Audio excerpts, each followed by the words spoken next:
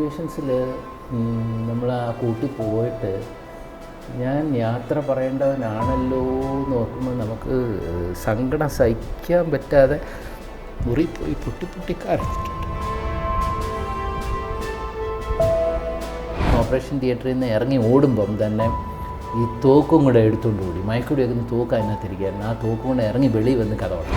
മണ്ടയ്ക്ക് പോയിരുന്നിട്ട് അവിടെ നിന്നെങ്ങാണ് ഇത് താഴെ വീണ് ചത്തുപോയി കഴിഞ്ഞാൽ ഡോക്ടറിൻ്റെ കാര്യം തീരും. അപ്പോൾ ഈ ജാഗ്വാറിൻ്റെ കൂട്ടിൽ പോയി നോക്കിയപ്പോഴത്തേക്ക് അതിൻ്റെ ആ സൈഡിലെ ഓടയിൽ കൂടെ ഇങ്ങനെ ബ്ലഡ് വരുന്നു. ബോണായിട്ടുള്ളൊരു കടുവ. അപ്പോൾ ഈ കടുവയുടെ ആ കൂട്ടിനകത്തോട്ട് വിട്ടുകൊടുക്കും.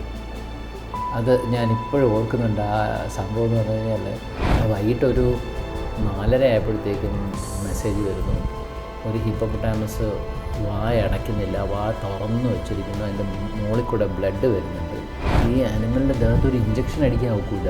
കാരണം ഇതിൻ്റെ സ്കിന്നെന്ന് പറഞ്ഞു കഴിഞ്ഞാൽ ഇത്ര തിക്കാണ്.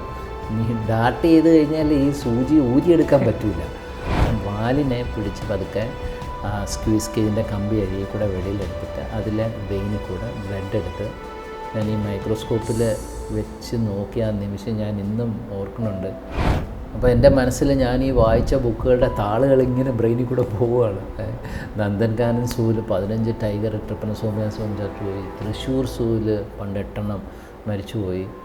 അപ്പോൾ ഞാനാണെങ്കിൽ ചെന്ന് ചാർജ് എടുത്തിട്ടേ ഉള്ളൂ. അപ്പോൾ ശരിക്കും പറഞ്ഞു കഴിഞ്ഞാൽ നമ്മൾ ഈ കാട്ടിലെ വൈൽഡ് ആനിമൽസിൻ്റെ ഒരു ക്വാളിറ്റി അവർക്കില്ല.